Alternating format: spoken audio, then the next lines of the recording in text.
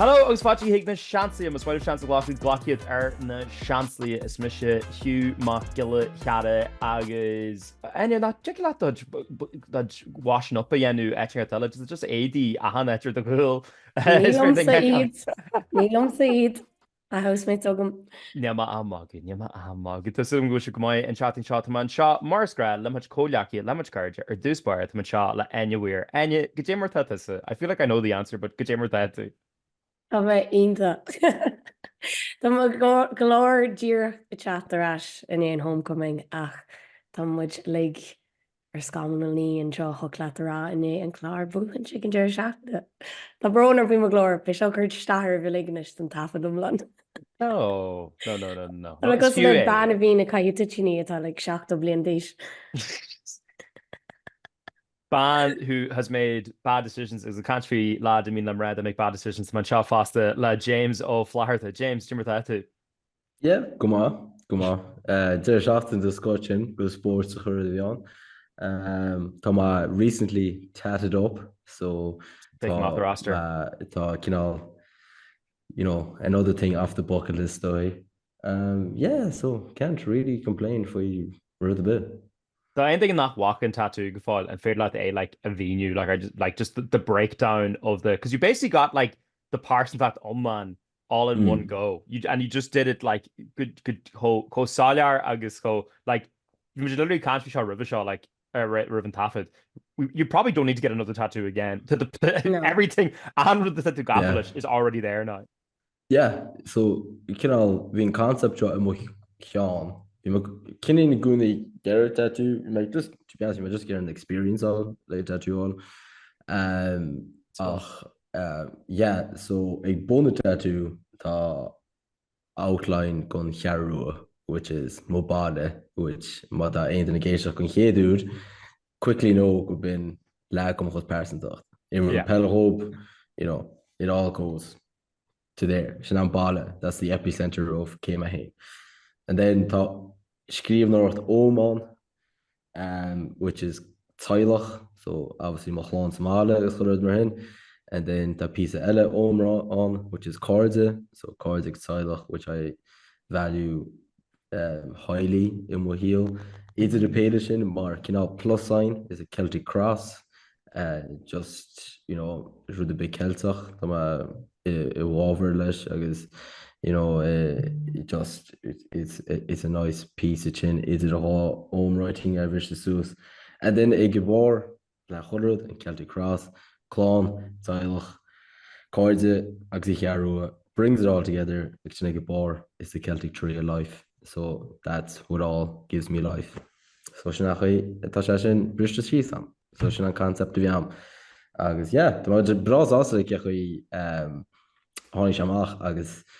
Bhí me cinnig seacht nach chumar sús am storia go I ngéad daoine a hange an tattoo lo like forma like bhí mo phone bhlóáil as bhí me like Jesus Christ like was that like nach chuir súsúí mar that like okay look teús tá chuna faoi ní me ar lása duna binis jeez bhí like my for messages but yeah delighted go hang sin a daoine agus yeah it's t-shirt weather in ish because so hÉireann. Yeah. Oh yeah, absolutely. Yeah. But this is a Killarney, a Hofer team or whatever, and you'll be there in the vest and Tamer fought.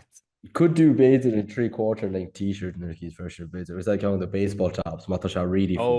You just roll up, Ain Jeshatoga to just show you roll up a lane and out. Yeah.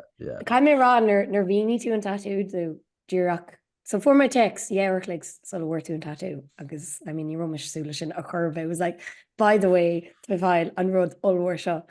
Agus we need to do it. We should mean how good doing Hannah, but no, they're too mage growth to file like I'm one. Fi me sort skeptical. Fi me get to be like, right, carefully mon and Danny she lesh few tattoo of a egge a she file on road all workshop. Camera na cartoon picture hogum and check more and I'm shooting on tasteful. Agus sílam go sir bunach ahan dinne I de híl ar bhela churthas an árbh agat insta tattoo san dóigh go sé na car down an chlán agus muitir dearú just tá sé like ní rud a bí fácar a maithagat Mhm. áhan rud san áir sa tattoo seo agus sa sin ná Jackar do gona dhéanú like dóin omlan acu a chur tattoo amháin, so fair play, kudos. Yeah, agus ús do dúta gur se mór, like look tá se mór, but like go ahead to go home, like you know. Yeah. Was a good tattoo bham agus look. If you might get a child look all, this is my fuck it, just didn't mind look at once, so might as well just fucking go at it like. Aaron said it and like mentioned that, yeah. Agus in this, tan súrain tatted.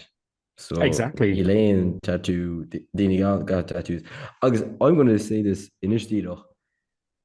Níl se painmhar whatsoever. No. Or hardly. You're in German goni in é tamata sé annoying. But níl sé painmhar. Well, sé cos le duine just a genu shola. It's sort of flick all the law or ríis agus ríis. Yeah. And é tam you're like, oh, just stop. Just go to be honest. Bhí me an de ráidech like agus if úr agus ceach chuú nuad, bach mis ná bari mo cholam. Ní mis ná tá darachta like is absolutely grand. Insane piece of yarn than shading. That's literally rud cheerer. Yeah. Agus sinna insane rud bhí me like, okay, relax. Yeah. Calm down. Relax. Now. But other than that, I tell you one thing, like there that chunne na bach évad ceanna á mar níos a tí. Yeah. Ach 10 rud na definitely ich go leor rive because ringi me sé ag go mlón na trail over, so you're amach breakfast which was a lot of berries agus yogurt, so you know like sin blas sucre, so be grand. Also I'm on the championship diet, so you're my get galore fucking calories. Yeah. But chuma seachan agus bhí ma fucking log, like it looked it was like grandma hate like 2 hours of intense surfing again, you know, yeah, knock on scenario gemachu shnach bhí ma fi trade, but yeah, definitely ich loads.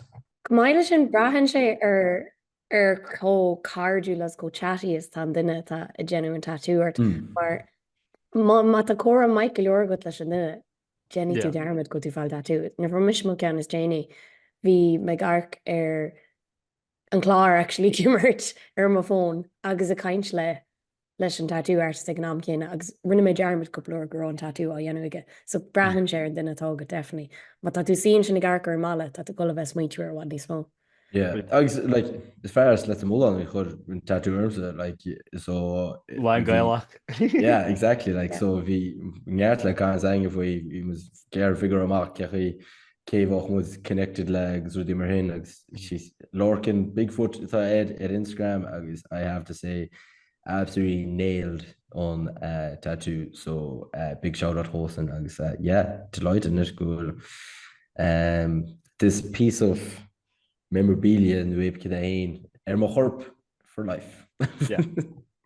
Agus another fair for you is that, you know, like Brahar and Lane at art, you can actually choose how much of it you want to show. Agus where you're like, we're like, no, I Gary Chishman thing you go bass and Carua, I don't they're not ready to know being fan agus and encourage you to fall.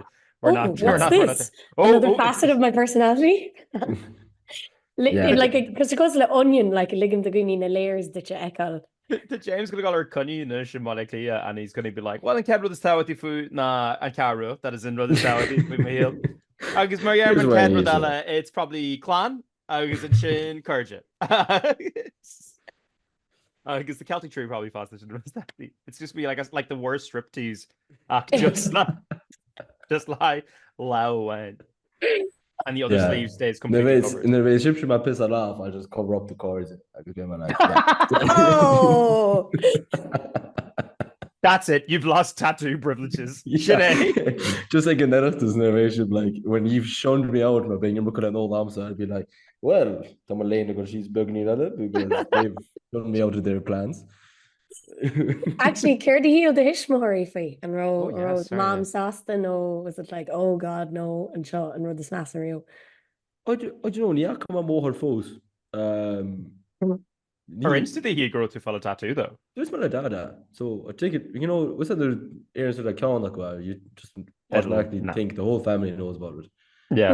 Or into your and dad would have been a mom when was she the Gary, you know, Nice Nature. Yeah. I don't know. Just ní rús mar má fósa is ní acha má fósa bhd bé chum picture má head hang se má head hí má head le cúfa túús mar le má head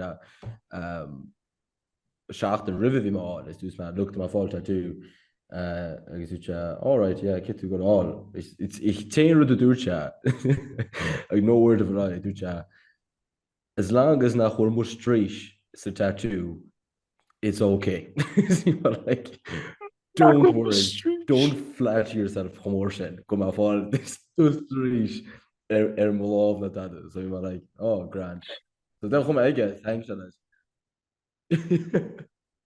like just aid on my head again. I love you, man. But no way. Not that much yet, like A kiglis some gold cactor balach le tishmahori gahar shilum tishmahori sa dear show. Yeah. Tá go leor daoine an glún sin fós arcan ar tattoos mar rudí a bhín ag criminals agus I suppose daoine bhín ar like sailors agus pirates agus mar sin an dóibh bhíh sin a bhí siad an óg níró sé daoine eile. So bín sé Jacker an sort smuitiúir cén sort asisiúla so áitú an dis mar mé siad sása nó mé siad absolútely críomhar stilis. No, we'll see the raw tattoo more offer like so. Okay. Like, so she broke the yeah exactly. Like I'm not breaking any trends here. Like it's like he might brush tad that hasn't been broken already. So he's none of a raw tadum like Rish the air for in status quo. Yeah, exactly. Like so then my mom was dad happy land the tattoos we ekisons so this much what nish na the madam so Tyrell fui niak mo fosa so be think there's mamo ní mai le mo antis mar my tattoos ní mai lo na piercings in your hat nar bhrí mo grig blonde didn't she do an tamar fad grap many shinne le Labhraíonn agus nar from a grig gurk or ash was like oh wow arca do wads níos fear dish just really not well another house below and and yet if you're to smidge your it's kind of like Barlin who gan sinner that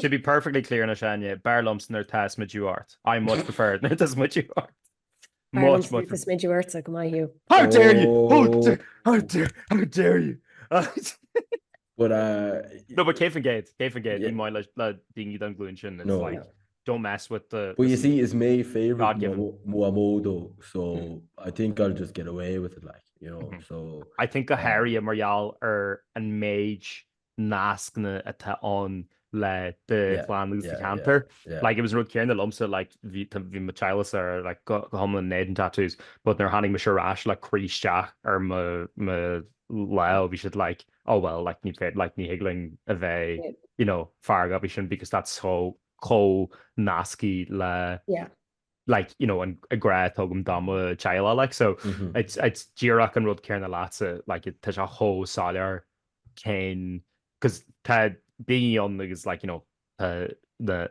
Magaluf tattoos because the Panza tattoos because and classic is and smiley face and layer more which good wait what and smiley face or the top the toe that's the classic holiday tattoo Ní sinna ceachtar a goibh sin nó? No, si mu teán agus probably mu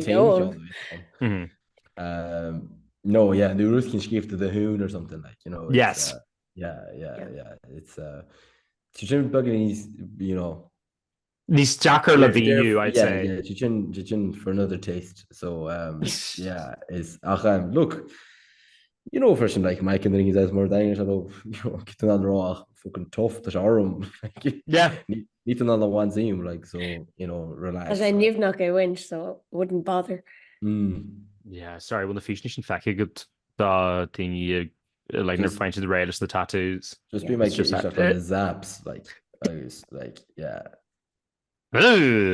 come on to in a fucking taser all that I don't know agus é dáte no well tá sásta that James go gonearna tú go se maithas bhalanis agus na seanlaí chuit archar ahanam sí cí anam ahan le le archar sinna fá bhhain begin ní fé lum sem chud sa eá le hahain like in very specific circumstances so sis gahan like agus níama dulmar seo go hena tamar fad. Whereas tá sé net really jazz agad so tá maint sesta dit.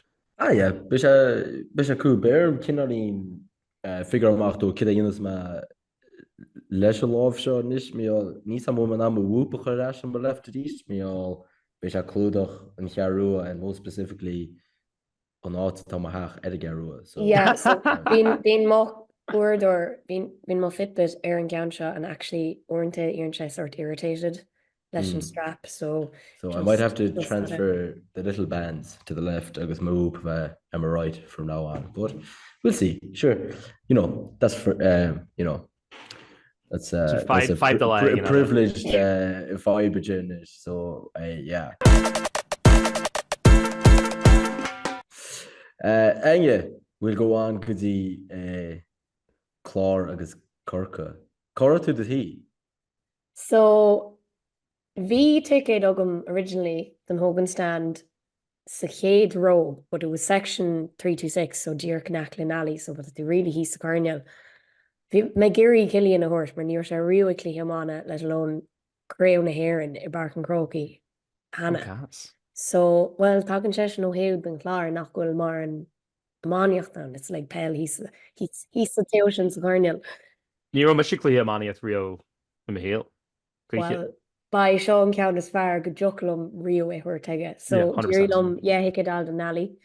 Vi me deireadh cool, or well, deireadh just yesh than cool. So, vi glór go joculum ekel, ach vi glór nach joculum ekel, come on, to be honest. Tan atmosphere inta hís an teosin den park, but tan mulmór a chainin tú nach feic tú. So, bínar kind of arcar as sheer and glee in Kate Lila. Vi me sa chéad row, so actually ma arcan tú shearer tá me kind of le fecal I could than the shots. An outline do hén as Killian ecal is scradil. But vi sé do creite. Or actually captor go an gléthe?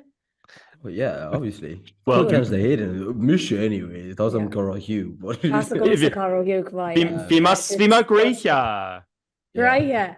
Lás táchtaí den bblion. No. Lás táchtaí go blian is that doing the jogging. Well, that's agree to disagree now, but listen, you've had your fun, Shania, so I can have a good argument. I mean, okay, James, and dig let's say into Guro and Cliche, Lucretia, by Ken, he's fair mana a dark mare real me. Oh yeah, Martin da Aaron Inta. Chiapping go for Tony Kelly and cool sure a quick answer hearing a real. Oh, beautiful. That was Vishin Triachtul. Vi me Shigeru and Clár Grúta me all sorry Engen not me all to me all air Tony Kelly. I feel like go didn't be leis on talún aige sin agus ruúda tá dun taking a chun de chlár that like he deserves ní smooth All-Ireland. Tá péidir siige, so tá noch an siige so he can relax agus could who's go gáile, but no, be a brand ru cenne like Canning, like Joe Canning, Shane Packen nach like ach cean ach like tá cean aige. Like just imróí mar hin wacht to get or na Craobh acu like probably héidir net dat bh Corca an dat bh rá ur mar héidir ríist héidir net an bh me gur Corca rucht dar because I think Pat Corgan is a phenomenal like imróir de chreite like so it's kind of like usually you see so Omans is not really that bad home because it's three pellet Michigan anyways but like ní then really in derbies like Galia because being was given a cool line for God's sake like so it was that suggestion on but yeah I would say go off my gear kind of Cork now to see them growth out of Canada but yeah what a spectacle like let's go clear fresh a whole lot of BBC can hear the review of sin because an asholas of form which in the brat when she dances because cé or grow an éimeint Sky Sports sílam beagnach ocht gemlíon hin inis agus bhí an táisiolalas bhád níos certain beidir massa agus derogatory agus certain magu faoig or sort paddies ar an bark gimmert ige crackáilte ach an uair seo bhí massacre bhí daoine really tócaí leis agus a rágur seo an sport is fearlónis as gur bhaile arca ar rís so An difriocht sa dearcú I lei sport na tíir seo a gemlíonnta sin do caite eáil bhí daoine a bhaint ansoltas. I think go dús duine cíns líne go chréir siad chusí because obviously níos an bin an chéadú riomhhaach that nu cean gona chéadúntaí ach dúis go mix of UFC, rugby, hockey, soccer, Quidditch. agus sin dúirte lacrosse. while all that sports is going on, they're trying to hit a snooker ball with a friggin' steak bone. As far tomahawk, as they can. that was it, A tomahawk steak. A tomahawk steak fucking Craobh, like as a girl that wonach fád siad ná. So A bhín ir sin meascú an ládracht in na fear mai agus nach go laglar who rih gortú I gomprad le. It's great to watch a match where no one's faking an injury. Even the referee got headbutted. Yeah. Like Logan, agus is landshare. I'd say go concussion again. Bhí sé dúrach I lár an buile sin a háí an glogad. yeah, agus bit of Vaseline. he did miss a call or two. He did miss a call or two. Hey, no. You know. That's what I'd say. Bhí couple sílam is céad labhí couple de gunne an Clár nach ram witness as leis sa dair labhí couple na Kirky as leis tá tú gcónaí chun sin a bheith agat. Ar an lá bhí an Clár níos calm and collected. Bhí Kirky an white, but sílam gur fear níos oige iad glór acu as nach chun an maturity sin acu. Cuid acu níl an taithí acu ar Craobh Park beidir a taig fear an Clár. I think go mééis siad ina fear an ionta I gan couple blian. Agus look hug si trid an whiteún agus is bil an worship bud. Bhí an clíthe just absolí do crete an bhí sé có Jackar rá é ro go le bu an shirt sa chéad labhí mu na seach pointse híos I pointse an. Agus an comeback I couple bommate bhí agan bhí sé có galanta just arc an sport. Sé có jazz arc ar na mancha násin. An céad cool sin a hocarí Shane O'Donnell sús do McCarthy. Bhí sé just Bhí sé cos le arcadíine dásar an barc le bhí sé just all-in. Bhain ben urgent that's a lot. Bhí sé an emotional.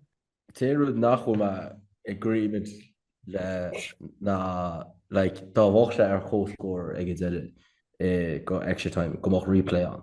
Like I feel sin in play I ríist ar der seachtain seo má gáin gaile agus ordácha má vín na chóscóir go se extra time sin mar ar chóscóir trace extra time te go ag replay. Like you can't rá like si an rud a GA like tan player welfare choí seo. Like it's tú plan le replay má tú rá there's a possibility of a replay which imóhúm sa ní málam sa replays I don't think you have replays. No. Má tú get a replay duna héis full time. No extra time. There's no point to that 20 minutes. Yeah. Agus má tú got extra time Emirates penalties on the because like you have to finish it on the day. Like should I in the half first. So should I in the like mata replay got on. Then on replay on. They have extra time reach on. Or they have penalties on. So wad number coach in. Imagine boys Corkers kun the hall na handa. Give it 70 minutes of pure passion le iomáint whole score and then go to Shaka extra time. Agus sin ag dele a cheachnar is rá tar you're looking in the ríis an caiiciis. Yeah. As sin rud a Harley doing an Iomáint. How do you roll yourself up like you made like tatú chormachar borchin like not alone physically absolutely mentally like and then tatú roll up okay that caiiciis shaki le a lug in As bhí daoine titim bhí injuries a tosú bhí absolutely I feel like that's crazy. But did they prep all ar fad and it's like you know or for blianttí like the on you know that they plan their All-Ireland campaign like you know years in advance with Jeremy like you know you in a development or like you listen for and all stuff whatever and then to finally reach that pinnacle or whatever the free set point and then to be like okay there's Kaitin with Karen again again like it's like what like to go celebration reach an costas agus an emotional turmoil as stress fiúar na daoine tá taú go maiad tá dóigh na cluichí an blian ar fad sin dúr an rud a Harley an nuair nach grommuid I barc an croci I gunne Kirky I Gréibh na hÉireann bhíad trídeag bhí replay agan so bhí ar na leig teachtarrás caiiciis níéis sin But beyond the stands last year, and I was like, please don't do this to us again. It's an stress a hagan leis, agus an stress on him Rory. Ní fiú I know done G8 Seansálaithe made argue the hill and she does, but ní Seansálaithe tu gunnar bhí eile tan sin. Ní fiú Agus correct is Hugh. Yeah. Just a rev, we miss really emotional or in dona fasta. Harvard we should clean you actually with the emotional turmoil of you genu. Near Dirch Samwise Gamgee La Frodo. I can't carry it for you, Mr. Frodo, but I can carry you. Agus Hogsha Suis he can chingy the Mount Doom in the jag of filming.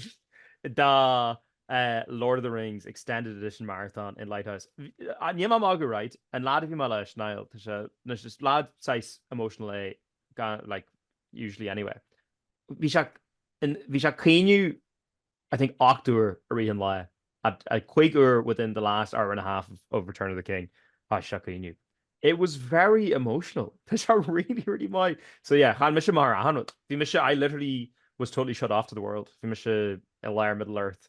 And Tamar fad eon hine go chlogger magin. I think our hasing cats can ag jay in hine agus creetni ag like Cahu on manliche I think was nam gur vin jarlish listen the scan on her fad with like 40-minute breaks in the scan on her fad. Visha unbelievable. Visha genuinely I like to come go my magu, but I cannot emphasize enough. Keiko class is a visha le ve igurka Lord of the Rings sedation. It's a cinema. Was that good bin inish more worst nightmare? Oh, you hear this thing extended editions. Just no, sorry. Like if a species if a raw or like yeah, gan funyo air. I'm just on schluck to leo as your No, like it's okay, don't worry about it. Luna absolutely like a peon cramps like just get me. John Rudd though.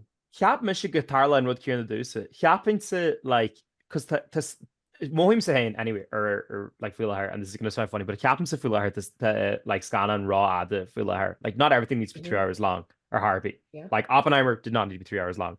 Oppenheimer Virmse Shasa Sus agus stretch in a Oppenheimer because like vi loon like just ready to like it cracked several times on film because like you know I don't know the fucking knees of an 80-year-old agus it's called tennis knee agus cinema goer's knee, so very accurately described it.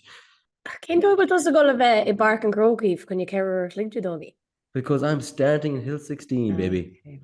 That's where the party is. You and Shin though, Beanarts, Bogu heart, get to Bogu, Lahammer. No, Hill 16 is Galway only. Shake it all out. Hill 16 is Galway so, only. Laker go hex, right? Fellowship with the Ring, and Cad Scannon, 200 minutes. So Harva 3 or 5. Two towers and Darren Scannon, 215 minutes, which is 60, 120, 180. Nismo that 3 year. Actually, yeah. Birch, yeah, can Nismo 3 year 5. Return of the King, 241 minutes. Cahir 5. Yeah. And I promise you this, right? Because Captain said guitar I shall do. So this is what I was talking about Scannavé Rawada. I was not bored for a second. Or harpy. I was totally engrossed. And Tamerfad. And Urwen could check him on the phone. Was like a chuige hlug, so this was like a movie and a half in, and it was because the Ken and the lads charted down mall, and I had to double check and Rosha like culture or whatever because we announced basically like Lenya Carrigs, Landside like a chuige whatever. That is the only time Gromisha like brought out of it, and Tamer Fadella Fima Gaffalish. It was genuinely class. Russia show like you cannot just ticket the one for the day, or is it 3 separate movie tickets? No. It's charged like 3 separate movie tickets. So it was so it's actually like €30 I got to 45. Was go KL Nacro board for when you second it. And Bresh is million dinner a darker grave na hair in Parker Croaky. Well, the Bresh is million Gurk or Parker Croaky, but I'm telling you, the Hartford K Yake Dinya is this lighthouse going absolutely ham. for the fellowship nar bhí si ag dul fríd agus Sean rud inis tá absolútely gafa le like lore videos inis fí Lord of the Rings. Tá like ggurcar an tamar fád like céin foié nach nearna. I'll tell you now, entitled on fish on journal of my ggurcar YouTube was and my Yenin Shaw and Kieldiv, I'll be impressed. Nach bhecinn tú muid a craithú ar gligan agus ahan focail le dearn tú were less and less convinced. Well, Sean Kest, right? Why didn't Elrond push Isildur into the cracks of doom? Why not? Why didn't Elrond push Isildur into the cracks of doom? I'm just just going back to the on Pictolon. Were two snacks three different food?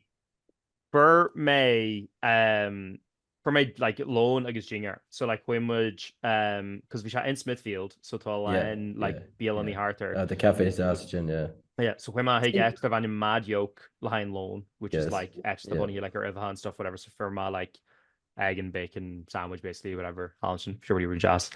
Agus and Shane either scannána number 3 for my chicken wings in Frank Ryan's. And then be like popcorns with the you go right. You were to 3 different popcorns. Oh no. 3 different minstrels. Jeez. Oh my god, yeah. It was like we must go raw. You wrote like 8,000 calories at. No, ní mach auction gnear the machine, but fair enough. But we snacks again a re and scan them, but we like timed them out where it was like, okay, Jenny much like a popcorn and an shot, and then Jenny much like treats again. And then like I was like you were much like pretty much like couple of jock I get 2 on scan because we knew we were going to be in there for like 3 hours at a time or light. As not don't like a levers a learn the scan on like show. I was so engrossed. I was so honest to God. Just in the scan that was an Urwan grow arm the ling layers. And I honestly I went in. I did not move. I was sat. The energy gels céanna ag imróí chun de chlár agus a bhí ag Hugh ach Hugh sa picture on like just But honest to God, agus Sean Fibanish, right, he's mar Sean le much carja, ní chiapping gemeense in on Urk or Gra Lord of the Rings he spoke. Like I don't think of him in on Urk or like the regular editions he spoke because we should hold my shit that I was like I still imagine like added content and yen and keel listen scanna and I guess talking chow what ni small cohexich scanna like it just makes it so much better. It's an extended editions of the agoni ognis while it's yad gaffalish because they intended the chat the gaffalish. And just seems in a nola because that's in a garker like when is this over?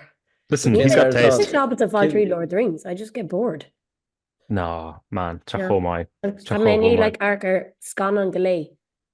Arthur Chuigh and I can't get through it. I mean, just Gary like just the rog which would fecky ogum. Ní mab the Archer who's good. Ken and Cadkin fellowship. Like in Kate Kenagoni and then like two bigger and Darken, bigger two and Darken. I just tap out. So Ken marathon that the Golin is that doing Hugh and that's about no guy or the would you go like I don't know. Let's see. Ken could like the Harry Potter marathon basically do. I mean, it's full of Harry Potter, so no. Yeah, that's fair. The Hobbit extended edition, but to the scannanchin shite, so I would not put myself through. A tree scan on us. No. Lior go on. Lior da plasty. Lior bug da plasty. Yeah. The scannan at a bunny here are shacht lehana. Not even shacht lehana, but the lehana wen than Lior. Then darn the scan and bunny go homeland or and lehana wention. So just entirely an enrod. So will us actually Gary Dull Hagan Clehisha now Jadoni Hugh. Barellum, absolutely. Kif and Gates. Neil T. Salty. Yeah, well, I mean, but do you know what? And Rodathon ma one in Galiv, then that means that 2/3 out of an pod is on Cloud9. All-Ireland champions. Yes, I guess Mata Shiv Shasasta, then to Miss Shasasta. Shin and majority. Some Venn diagram to get in just larg with us mark with the so Ervalak and Clara bunch as we Gali bunch. I get to book the bua and Shin the Hugh Kamai. I'm standing on the shoulders of giants. Shina Tasha. I was just killing each other then there's one in Dunanal and All-Ireland and Bliancha Hugging Commission Shiv Inta says to do so. That's entirely gonna bring chat. right? Yep. Right? I mean, Vince Sasta, the winning James? of course. James? James, and Lord for James. James? The Mr. Skill got a growth up. Of course. Like, you know. Well, Joe what be me and we hang alu did only agus Neil really teo ag lacu agam san seo because Neil galore the nask person to gum le ceachtar chundé an seo, but while Enge, the honing on it. yeah, but Neil Goel or be going alu Neil in nask clinja gum, you know. Niet the honing not wacher. I know, but look, like market where what yeah vila sa hain o bui galu a bay yeah vits do bui ard wacha ceachtar fern bhac sé just do reite no just condition so but random just Creamer the night agus we maroon gal versus maroon or wacha. Well look bhín clíthe sin idir ardwacha is curí absolutely do reite so má tá clíthe pelle mar sin a gin dóí be mis just sásta bei sin eáil séidir mar láts James solar hosmin pod an tafa seo win or lose we booze well you booze sin ra be galú maint dóí ceachta no anyway be depressed though be depressed it is depressed well look my bring sé mátíh níl rud bíní swear an homecoming hí ihe do creit gundaloon vi Marty Morrissey an honey an Aaron or open top Lally's tour bus either Croco and Teo cos le grosid Crane san ind I mean vi sé Don incredible Lee McCarthy Croco and Teo the bar was vi sé do crete avan so look ditcha James tá siúl gom gomín an tahi sin agad galoon well ní sam mis even go go homecoming mo championship plus it's like so like le kailún ma an Sam Maguire chakra arás go galú. Hey, look, we miss already my history Sam Maguire, so you know. I guess you know the picture I'm still Darrow Kennedy. My hands I ain't Sam Maguire, so you know. Me and Sam have a good relationship. Don't worry. We go back. I should tell to all of them. I should tell to all of. Bela Faka. Go away. I hope back. so. The West is awake. The West is awake. Is go away only. West is awake. The West, it will be fucking away. Couldn't they call like a Fair. Yeah. No. Bela Faka. Yeah, just been with the fucking, you know, tad the Orosh, you know, to just get there's after it. Fucking get out. Check my twin Ryan's, James. I'll see you there. Definitely Ryan's like 100%. I know Gamay. I was probably in the jam the blush and my hoodie. Sinead and I got chat to the chance gur mí mai sa bhé ling a reached an Jerry Sean season finale. Sorry, near much in or Harvey a ri an agro shot. So we much glocky sauce bug. I was talking about Jarash. Be much big EP, I believe. Glacham leis go mé mu rash leis an tagran bio tafada ó electric picnic dan na daoine nach níor an lo mu de eáil bio an sin be tafada gandíh. I'll give this a crack or die. We'll have a great week time. Absolutely. So I suppose that'll be your Ked Agran. So Matt shot the EP. Absolutely Tarhig and Pubble Gaela. You get 3 o'clock or in Sahar? Question 3 o'clock just Saharn Bigilin Beisha Inta. Neil would go on Kinchik form of a James Lynn or law. Monowill be e counter the cratcha of a or Hugh as behind Jenna grilling or who. So James. Yeah. Oh yeah. It's actually roast or James of it on Coponu. Yeah. It's X the Hudge James. Yeah, I was gonna say. Listen, you got to go for the next best thing. Sean not the Cody. Look, could you Jade and spill it Bethelin, James? I hope go Bethelin. Yeah. Listen, we'll hold on to the ticket for you anyway. Gajishan, Gurmai Sofie, Ishad Mathiamage Lance, Earn the man who's the Tamager Shancy or Instagram, Shancy or Twitter, or Shancy or YouTube. My sigla ag argid aini gone to fasta. So the akla washing your fod terkul anya. It's a raw walnish. It's far too late. It's a rod wall. Was the Gary Anya the man hosted that's more anywhere Instagram, anywhere Twitter, anywhere TikTok. But the Gary James the man hosted there's more Flower Talk or Instagram, Flower Talk or Twitter, is Flower Talk or TikTok. As well as the Gary Mahena the man hosted more Hugh Carr here Instagram, Hugh Carr your Twitter, which is Craobh, Hugh Carr or TikTok. In Rodella, Gamers plug off Anish Suller. Before we do a run? Bay and Galway International Arts Festival dul Irish and Jerry Seachtaine show. So seans go bheic mé cúpla duine háart ach tá leor imeachtaíonnta chuir sin an deir seachna seo tá an fearr lia ag thosaí sé a réir beidir siúil nocht agus í mar cí san Clár Basin agus is fiú dul heige just seo personal recommendation ba ceart dul heige tá sé golbheith doráte so beidir go bheici mé cúpla duine an. Béle feicáil. Gramór aninge bunig salt as an deir seachtaine, bunig salt as an cook seanis. We're going to take a nice, I think, deserved break. I think we John well deserved. I think we deserve a little treat. Agajishin Bimajarashari la Agran agus right nu da Seansálaithe Agajishin bunig salt an deir seachtaine agus Gramór Slán.